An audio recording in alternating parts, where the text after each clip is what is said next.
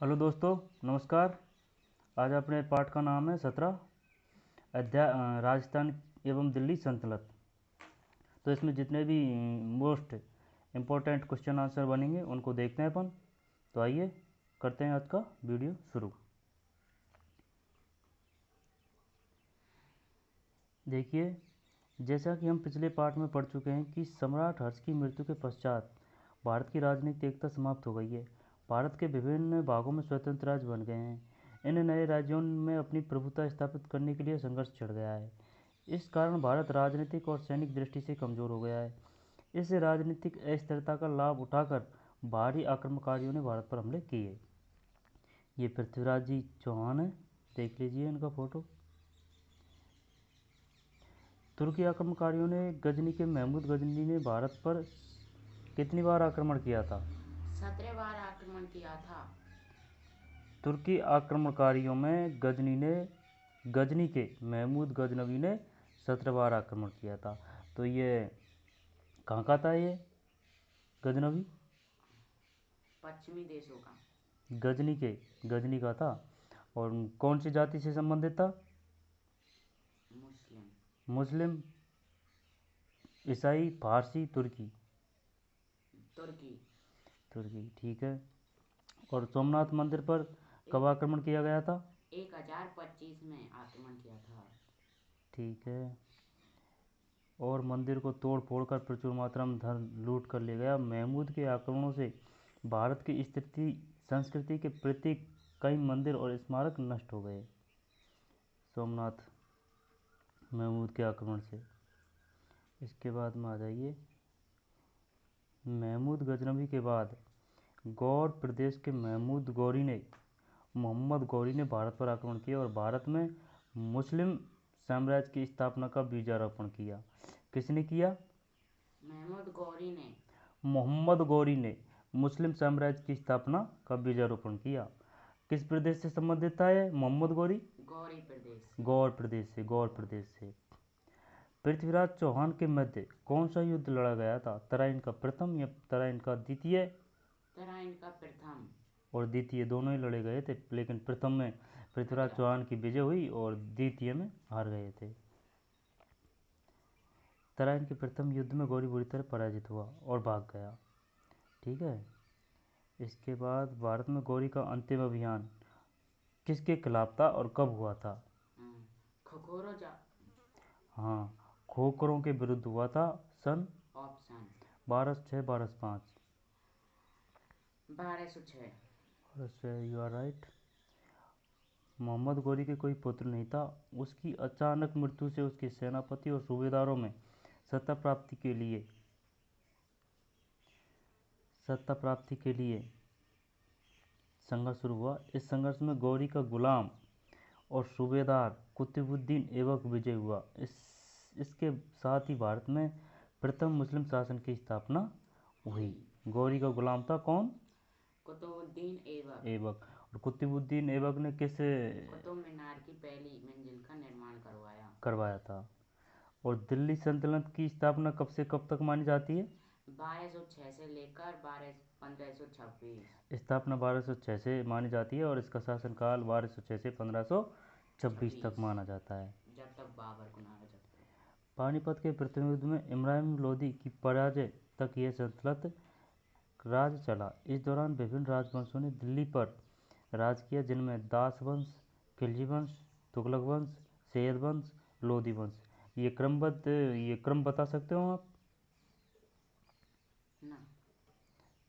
इसके बाद में ये दिल्ली सल्तनत के बाद में दास वंश, खिलजी वंश, तुगलक वंश, सैयद वंश और लोदी वंश, यानी दास, खिलजी, तुगलक, सैयद और लोदी।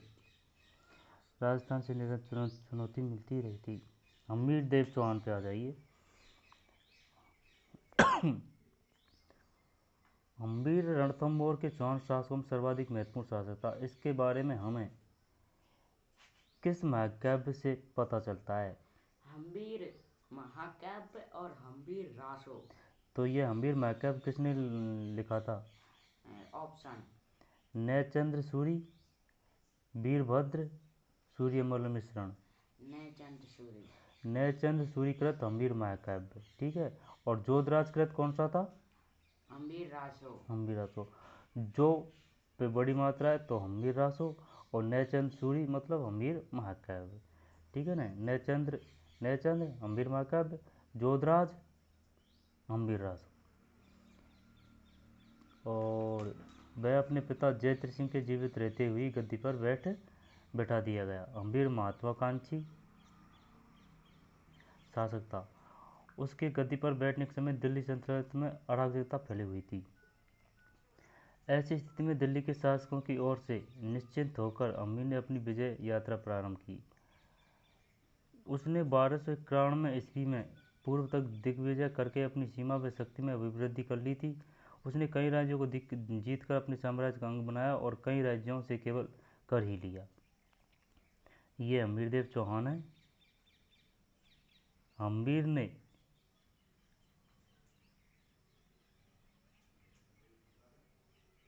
किस किस को पराजित किया था, बताइए। मेवाड़ के सरम सिंह को। मेवाड़ के समर सिंह को, ठीक है। और धार में कौन कौन था उस समय शासक? कहाँ? धार में ऑप्शन परमार, प्रतिहार, चालुक्य। परमार। परमार धार में। और भीमरस के शासक का क्या नाम था? ऑप्शन अर्जुन, विक्रम। अर्जुन। तो देख लीजिए, हम्बीर ने भीमरस के शासक अर्जुन, धार के परमार शासक और मेवाड़ के शासक समर सिंह को हराकर राजस्थान में अपना दबदबा स्थापित कर लिया। मेवाड़ के बाद वह आबू, बर्दनपुर किसे कहा जाता है? आबू। नहीं, बर्दनपुर का दूसरा नाम क्या है? काठियावाड़। पुष्कर, चंपा, त्रिभुवनगिरी होता हुआ स्वदेश लौटा। इन विजयों से राजस्थान में रणथंभौरों के चौहान की राजनीतिक प्रतिष्ठा बढ़ गई। कौन कौन सी विजय बता सकते हो आप? हम्बीर देव की चौहान की विजय। हम्बीर देव ने भीमरस के शासक अर्जुन, धार के परमार शासक, मेवाड़ के शासक समर सिंह को हराकर राजस्थान में अपना दबदबा स्थापित किया। मेवाड़ के बाद वह आबू, बर्दनपुर जो काठियावाड़ में है, पुष्कर, चंपा, त्रिभुवनगिरी होता हुआ स्वदेश लौटा। इन विजयों से राजस्थान के रणथंभौर के चौहान की राजनीतिक प्रतिष्ठा बढ़ गई। अब आ जाइए, हम्बीर इसके बढ़ते कद के कारण खिलजी के वंश का संस्थापक। खिलजी वंश का संस्थापक कौन था? अलाउद्दीन खिलजी या जलालुद्दीन खिलजी? जलालुद्दीन खिलजी, जो रणथंभौर की ओर आकर्षित हुआ। और 1291 में जलालुद्दीन खिलजी ने किस दुर्ग पर आक्रमण किया था? जाइन के दुर्ग पर। जाइन के दुर्ग पर। कौन सी सन में? ऑप्शन 1290, 1291, 1293। 1291।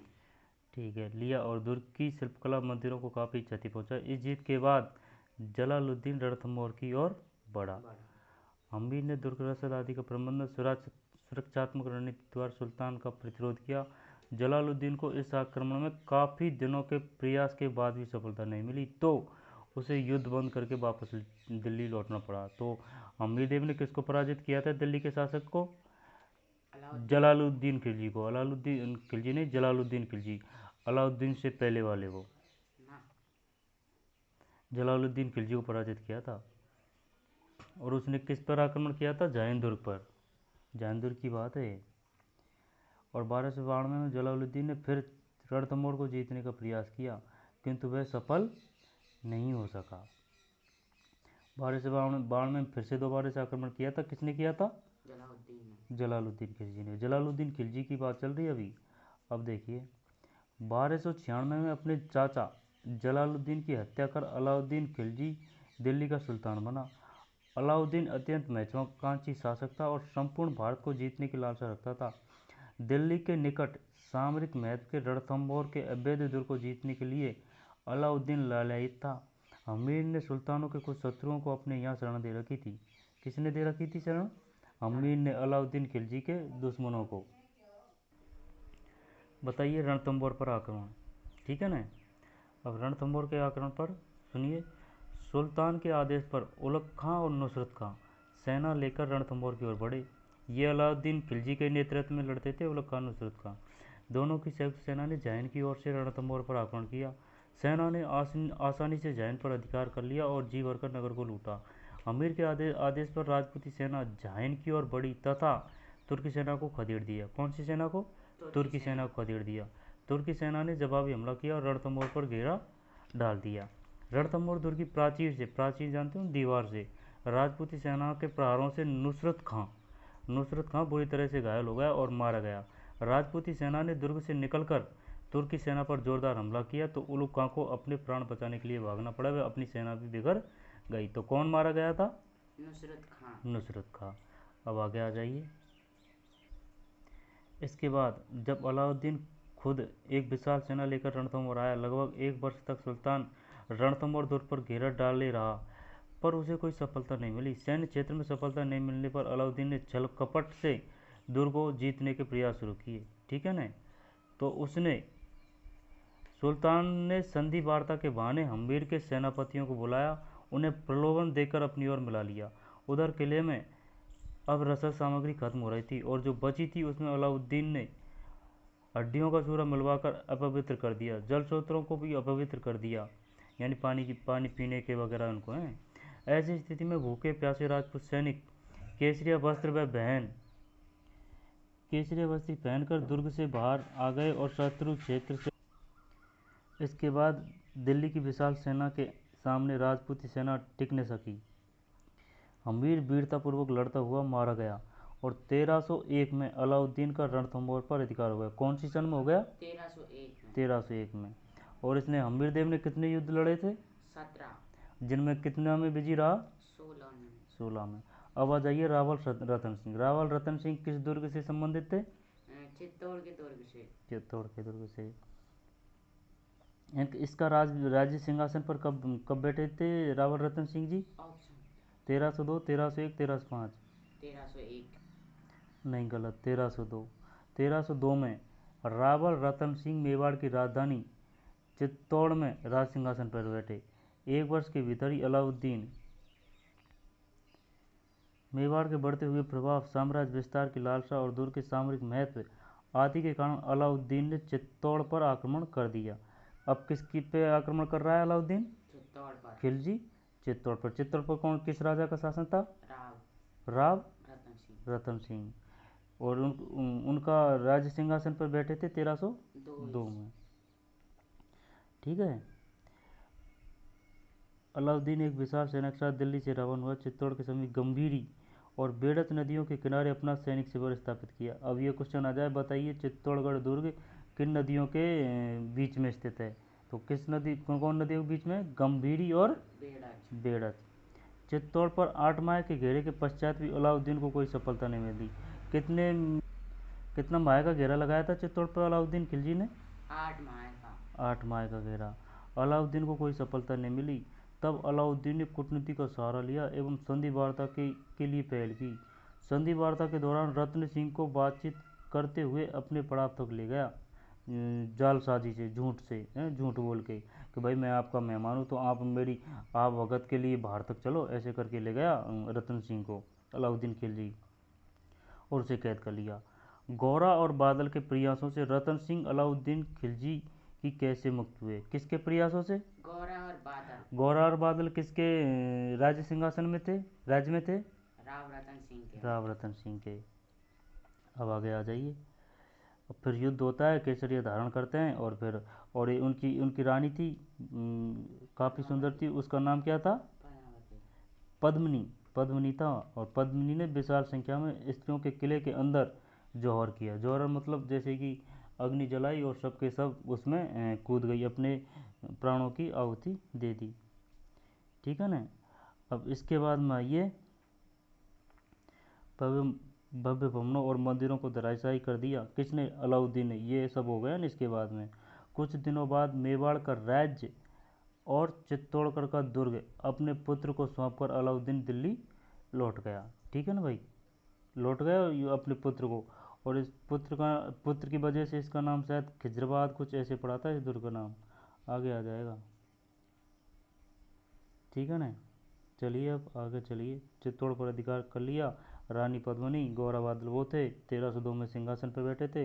राजा का नाम रतन सिंह था। चित्तौड़ दुर्ग के संबंधित थे। चित्तौड़ दुर्ग पर 8 माह तक घेरा दिया था और गंभीर और बेड़त नदी के किनारे स्थित था। यह कौन से घटनाक्रम हो गया? रावल रतन सिंह का। ठीक है ना। हम्म, अब बताइए, हमीद जो सिसोदिया गांव का था ने 1326 के आसपास चित्तौड़ को पुनः जीत लिया। किसने दोबारा जीता था चित्तौड़ को?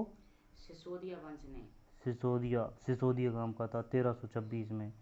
और मेवाड़ में सिसोदिया राजवंश की स्थापना हुई। नींव डाली। अब आ जाइए कानड़ देव। कानड़ देव किस दुर्ग से संबंधित था? जालौर के दुर्ग से। जालौर दुर्ग के, राजस्थान के दक्षिण पश्चिम में जालौर दुर्ग। अब आ जाए क्वेश्चन, बताइए जालौर दुर्ग स्थित है दक्षिण पश्चिम, उत्तर पश्चिम, उत्तर पूर्व या पूर्व पश्चिम? दक्षिण पश्चिम। तो दक्षिण पश्चिम में कौन सा दुर्ग स्थित था? जालौर का दुर्ग। जालौर। जालौर पर चौहान वंशीय राजाओं का शासन 1305 ईस्वी में कानड़ देव जालौर का शासक बना। साम्राज्य विस्तार की आकांक्षा, जालौर की महत्वपूर्ण व्यापारिक एवं सामरिक स्थिति, कानड़ देव के बढ़ते शक्ति प्रभाव को रोकने के आदि कारणों से अलाउद्दीन जालौर को जीतना चाहता था। ये कारण थे अलाउद्दीन का आक्रमण करने के। ये कानड़ देव जी हैं, इनको देख लीजिए आप। 1305 की बात है। अलाउद्दीन ने सोमनाथ मंदिर को अब ये युद्ध का कारण क्या था, अभी वो सुनिए आप। अलाउद्दीन ने सोमनाथ मंदिर को ध्वस्त करने तथा गुजरात विजय के लिए उलग खां और नुसरत खां को एक विशाल सेना देकर भेजा। गुजरात जाने का सीधा मार्ग जालौर से ही होकर निकलता था, ठीक है ना, जालौर के ही राज्य से। अलाउद्दीन ने अपनी सेना को जालौर होकर गुजरने के लिए अनुमति मांगी। किससे? कानड़ देव से, जिसे कानड़ देव ने ठुकरा दिया। उसने मना कर दिया कि नहीं, मैं मेरे राज्य में से होकर नहीं निकलने दूंगा। सुल्तान की सेना मेवाड़ होकर निकल गई। इस सेना ने मार्ग में अपने पड़ने वाले गांवों को लूटा, नष्ट भ्रष्ट किया, गुजरात में काठियावाड़ को जीता और सोमनाथ के मंदिर तथा शिवलिंग को तोड़ दिया। इस तबाही तथा पवित्र स्थलों के ध्वंस से कानड़ देव काफ़ी क्रोधित हुआ और उसने सुल्तान को सबक सिखाने का निश्चय कर लिया, ठीक है ना। यही उपदंड किए थे ना तुर्की सेनाओं ने इनसे।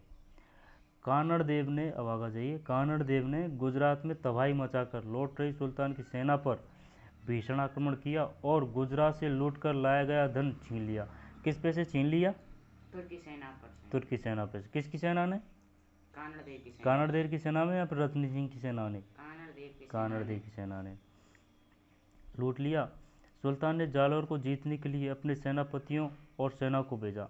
ऐसा ही एक संघर्ष कानड़ देव का युवा पुत्र, उसके पुत्र का नाम क्या था? वीरमदेव मार गया था भाई साहब ऐसे एक संघर्ष में, ठीक है ना। कानड़ देव का, यह भी बहुत वीर और साहसी था कानड़ देव, वीरमदेव कानड़ देव का पुत्र। अतः 1308 में अलाउद्दीन ने एक विशाल सेना को जालौर पर अधिकार करने के लिए दिल्ली से रवाना किया। अब अलाउद्दीन खिलजी आ रहा है जालौर पे। 1308 में जालौर के प्रवेश द्वार सिवाना पर कौन सा प्रवेश, अब क्वेश्चन आ जाए, बताइए जालौर का प्रवेश द्वार कौन सा दुर्ग कहा जाता है? सिवाना। और चित्तौड़ का प्रवेश द्वार कौन सा दुर्ग कहा जाता है, या फिर चित्तौड़ की कुंजी कौन सा दुर्ग कहा जाता है? मेवाड़ नहीं, जाहिन दुर्ग।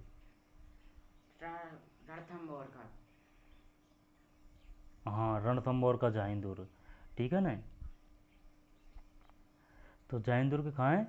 रणथंभौर में। तो रणथंभौर की कुंजी कौन सी थी? जाहिन दुर्ग।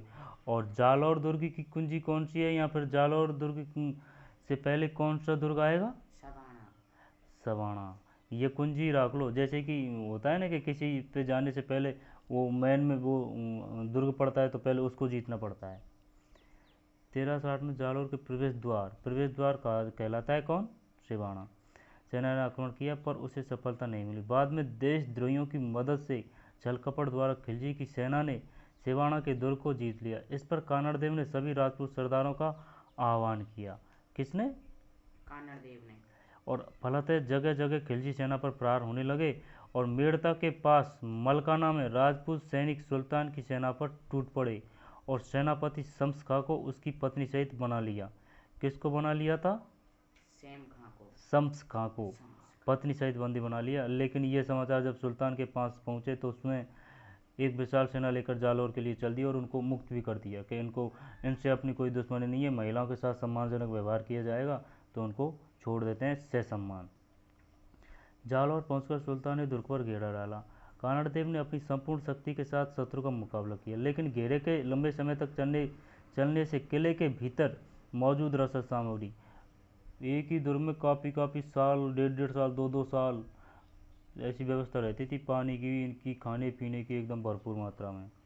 लेकिन देशद्रोहियों की वजह से, जैसे कि पीने का पानी है, पीने का पानी तो एक ही तो स्रोत रहता था, उसमें कहीं तो मिला दिया है, या फिर खाने का सामान में कुछ मिला दिया, तो इस वजह से। और अपने पहले ऐसे नहीं कि भाई चल उसमें कुछ अपवित्र सामान डाल दिया तो उसको पीने लग जाए, लड़ना मंजूर है लेकिन उसको नहीं पीते थे। तो ये देशद्रोही करते थे मिलके दुश्मनों के साथ में। अब आगे आ जाइए। जालौर पहुंचकर सुल्तान ने दुर्ग पर घेर डाला। कानड़देव ने अपनी संपूर्ण शक्ति के साथ शत्रु का मुकाबला किया, लेकिन घेरे के लंबे समय तक चलने से किले के भीतर मौजूद रसद सामग्री खत्म होने लगी। इससे राजपूत सेना की स्थिति कमजोर होने लगी और सुल्तान की सेना की स्थिति मजबूत होती गई। ऐसी संकटपूर्ण स्थिति में दहिया सरदार, ये मादरचोद आदमी था, ये दहिया सरदार ने कानड़देव से विश्वास करते हुए राज्य पाने के लालच में खिलजी सेना को एक तो गुप्त दरवाजे के किले में प्रवेश करवा दिया। इस विश्वासघात का पता चलने पर राजद्रोही पति को, पत्नी थी ना उसकी, ये दहिया सरदार, उसको पता चल गया कि मेरे पति ने विश्वासघात कर दिया। भाई साहब सिर को एकदम साइड। खिलजी दहिया सरदार पत्नी ने तलवार से टुकड़े टुकड़े कर मार लगा दिया डब, एक ही बार में खेल खत्म। लेकिन वह बताने गई थी कि भाई मेरा पति ने धोखा दे दिया राजा जी को, तो मैं जाऊँ उसको बताने के लिए, लेकिन उससे पहले सेना अंदर आ चुकी थी गुप्त दरवाजे से। आसानी से पहुंची खिलजी सेना का कानड़देव ने अपनी राजपूत सैन्य सरदारों के साथ वीरतापूर्वक मुकाबला लिया, किंतु वह वीरवती को प्राप्त हुए। अपने राजा भाई साहब बहुत ही खतरनाक वीर थे। कानड़देव एक सूरवीर योद्धा, देशभक्ति और स्वाभिमानी शासक थे। अब आ जाइए आप महाराव शेखा के बारे में। इसके बारे में अपन ने कुछ ज़्यादा नहीं पढ़ा है, तो इसको देख लेते हैं गहराई से। राव शेखा का जन्म कब हुआ था? 1433। 15वीं शताब्दी में या फिर 14वीं शताब्दी में? 15वीं शताब्दी में। 15वीं शताब्दी में उसका जन्म 1433 में हुआ। वह किस वंश से संबंधित थे? पृथ्वियार वंश से, कछवाहा वंश से, चालुक्य कछवाहा वंश से। कछवाहा वंश से, राइट। वंश होने से आमेर राज्य का सम्मान बनाए रखने हेतु वह उसे वार्षिक कर देता था। किसे कर देता था? आमेर। आमेर राज्य को। आमेर शासक चंद्रसेन शेखा के बड़े भ्राता थे।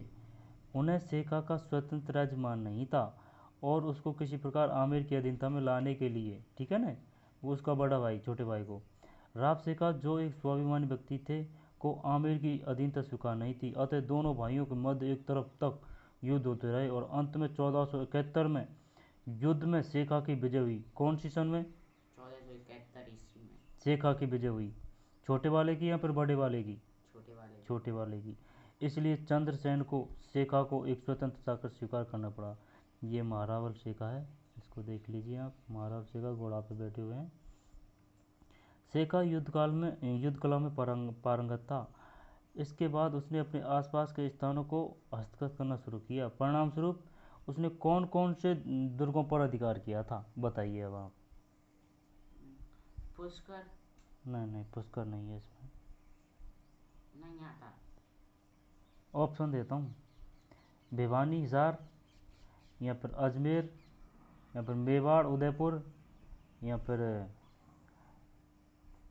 काठियावाड़। भवानी विस्तार। भवानी हिसार सही है। वह अन्य क्षेत्रों पर शेखा का आधिपत्य हो गया। इनके राज्य में गांवों की संख्या 360 थी। 360 तक पहुंच गई थी, ठीक है ना। सबको संगठित कर करके एकदम विशाल साम्राज्य बना दिया। किसने? राव शेखा ने। और सबसे प्रथम इसने आमेर को सल्टाया था। सल्टाया मतलब उसको पराजित किया था। राव शेखा ने शासक के रूप में धार्मिक सहिष्णुता का भी परिचय दिया। इन्हीं के प्रयासों से पठानों ने गाय के मांस को न खाने का संकल्प लिया। अब क्वेश्चन आ जाए, बताइए किन के प्रयासों से पठानों ने, यानी कि मुसलमानों ने, गाय के मांस को खाने से मना कर दी कि हम गाय के मांस नहीं खाएंगे? किस राजा के सहयोग से? राव शेखा के सहयोग से। ठीक है। नारी के सम्मान को सुरक्षित रखने के लिए अपने जीवन का सन 1488 में उत्सर्ग कर दिया। जहाँ उनकी मृत्यु वहाँ उनकी यादगार में एक छतरी बनी हुई है। अब आ जाइए भाई साहब महाराणा कुंभा पे। ये बहुत ही तगड़ा आदमी था भाई साहब। तगड़ा क्या है, एकदम बहुत विशाल का आदमी, विशाल क्या है, एकदम ठोस आदमी था। इसने युद्ध किया था बाबर से। अरे यार बाबर क्या, इसने सबको सल्टा दिया था। पढ़ो। युद्ध बाबर से तो सांगा करता है, लेकिन इसने सांस्कृतिक क्षेत्र में, राजनीतिक क्षेत्र में, वास्तुकला के क्षेत्र में बहुत सहयोग किया था। किसने? राणा कुंभा ने। और जिससे भी युद्ध किया, जैसे कि महमूद खलजी वगैरह वगैरह जितने भी थे ना, ये जो मुस्लिम या फिर जितने भी जो थे, यानी ये एक छत्र राज्य था इसका। अगर ये चाहते थे तो दिल्ली पे भी अपना राज्य कर सकते थे, लेकिन ये दिल्ली पे नहीं गए कि नहीं यार, अपना तो अपना ही सही है, बस ये करके ही कि कोई बात नहीं, अपना अपना ही। इस वजह से तो ये एक छत्र राज्य था उत्तरी भारत में उस टाइम, शासक था। आ जाइए महाराणा कुंभा पे। महाराणा कुंभा के शासनकाल की जानकारी किस ग्रंथ से, किन किन ग्रंथों से मिलती है, बताइए। रसिक प्रिया, ठीक है। कुंभलगढ़ में पाए गए लेख, कुंभलगढ़ प्रशस्ति। हाँ, और एक लिंग महात्य। हाँ, एकलिंग महात्य, महात्म्य, एकलिंग महात्म्य, रसिक प्रिया और कुंभलगढ़ प्रशस्ति, ये तीन है। एकलिंग महामात्य, रसिक प्रिया और कुंभलगढ़ प्रशस्ति किसके स्रोत हैं? कुंभा के जानकारी के। वह 1433 में गद्दी पर बैठा। कुंभा ने अपने शासनकाल के प्रारंभ में स्थानीय और पड़ोसी राज्यों को जीतकर अपनी शक्ति को बढ़ाया। महाराणा कुंभा ने मालवा के सुल्तान महमूद खिलजी पर भीषण आक्रमण कब किया था? 1437, 1435? 1437। मालवा के सुल्तान का नाम क्या था? महमूद गजनवी। ऑप्शन महमूद खिलजी, महमूद गजनवी, बताइए दो ही। महमूद खिलजी। महमूद खिलजी। तो मालवा के सुल्तान महमूद खिलजी था उस पर आक्रमण किया था 1437 में। दोनों सेना के मध्य सारंगपुर के पास जोरदार संघर्ष हुआ। अब पूछ ले बताइए सारंगपुर का युद्ध, अब पूछ ले बताइए सारंगपुर का युद्ध किस किस के बीच हुआ था? महमूद खिलजी के और महाराणा कुंभा के। महाराणा कुंभा के।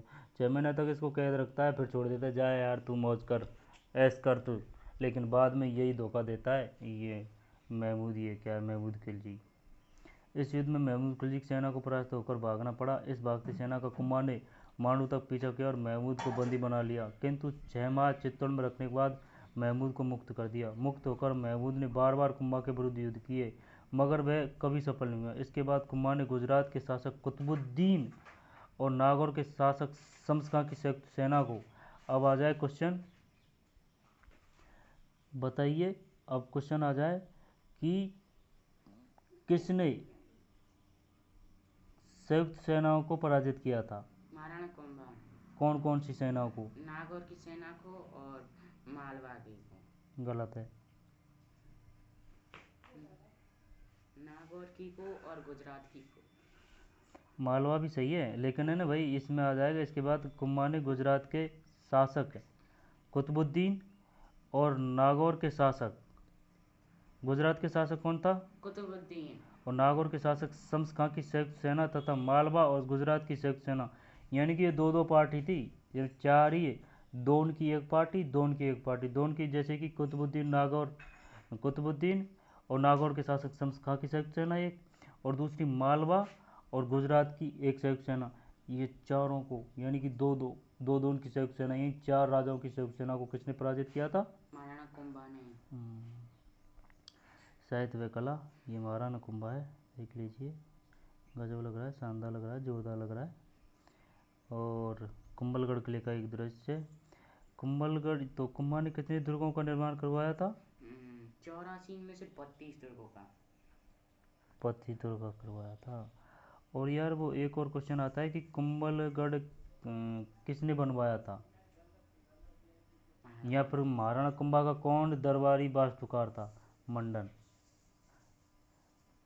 जो अजय दुर्ग के नाम से भी जाना जाता है। दुर्ग के चारों विशाल प्राचीर है, जिसे चीन की दीवार के बाद विश्व की दूसरी सबसे लंबी माना जाता है। इसे बुर्जियों द्वारा सुरक्षित किया गया है। बुर्जियों यानी बुर्जियों, छोटी छोटी सी वो दीवार, जैसे पे बंदूक लगा के, या फिर काफ़ी चौड़ी चौड़ी सी सड़क होती है, ये दिख रहा है। ये महाराणा कुंभा का 1468, 1470, 1471, 1468 में स्वर्गवास हो गया था। ये है प्राचीर दुर्ग, बहुत शानदार दृश्य। ठीक है, तो यार वो मंडन नहीं आया, वो मंडन के हैं, अगली क्लास में आएगा वो मुंडन। ठीक है, तो ठीक है, तो बस इतना ही है ना। बताइए खोकर क्या है, खोकर। खोकर पाकिस्तान की पहाड़ियों में रहने वाली जनजाति। और शेखावटी। शेखावटी मतलब जीते हुए क्षेत्र। जैसे पुष्कर, नहीं, सिरोही, पुष्कर नहीं है उसमें। पुस चूरू, झुंझुनू, सीकर जिले आते हैं शेखावाटी में। कुंभलगढ़ प्रशस्ति।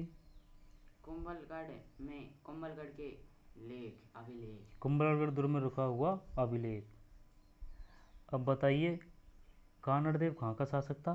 जालौर का। अमीर देव। रणथंभौर का। महाराणा कुंभा। मेवाड़ का। और पृथ्वीराज चौहान। अजमेर का। तराइन के पृथ्वी युद्ध में कौन विजयी रहा। पृथ्वीराज चौहान। मोहम्मद गौरी के बाद सत्य प्राप्ति के संघर्ष में कौन विजयी रहा। कुतुबुद्दीन ऐबक। ठीक है। अलाउद्दीन खिलजी रणथंभौर पर आक्रमण क्यों करना चाहता था। बढ़ते हुए अराजकता को। अलाउद्दीन खिलजी रणथंभौर पर आक्रमण क्यों करना चाहता था। बढ़ती हुई अराजकता को। अराजकता को रोकेगा अलाउद्दीन खिलजी। आकर्षण होगा को। हाँ, तो किस वजह से उसने वो किया था। बढ़ता हुआ साम्राज्य को देख। बढ़ता हुआ साम्राज्य और भौगोलिक स्थिति, और उसको अपने साम्राज्य में मिलाना चाहता था। इस वजह से अलाउद्दीन खिलजी ने रणथंभौर पर आक्रमण किया था। ठीक है ना। और रणथंभौर में एक ये पद्मिनी की का भी कुछ मानते हैं कि वे पद्मिनी की सुंदरता की वजह से उन्होंने भी आक्रमण किया था। लेकिन इतिहासकार कम मानते हैं। इतिहासकार ज़्यादातर इस बात को मानते हैं कि दुर्ग की एक तो भौगोलिक स्थिति और उनका दोनों का आपस में मनमुटाव राजाओं का, जैसे कि रणथंभौर में कौन था। रतन सिंह। रतन सिंह ही तो था। रणथंभौर में अम्बेर देव। रणथंभौर में अमीर देव। हम्म, तो बताइए रणथंभौर में कौन था। अम्बीर देव चौहान। अम्बीर देव। रणथंभौर में अम्बीर देव। चित्तौड़ में रतन सिंह। और जालौर में कानड़ देव। और राबसे का आमेर, अम्बेर। आमेर की रियासत में है, ऐसे था। तो अलाउद्दीन ये कारण थे अलाउद्दीन खिलजी के कि भौगोलिक स्थिति वगैरह वगैरह उनको हथियाने के लिए और अपनी अधीनता मनवाने के लिए, अपने अपने साम्राज्य में मिलाने के लिए। अब बताइए महाराणा कुंभा के जानकारी किन किन स्रोतों से मिलती है। एकलिंग महत्य। अं, रसिक प्रिया। हाँ। कुंभलगढ़। कुंभलगढ़ प्रशस्ति। कुंभलगढ़ प्रशस्ति। चल ठीक है, तो ये अपना पार्ट हो गया, नहीं है क्या। हाँ, तो जय हिंद। मिलते हैं कोई नए वीडियो में। राम राम।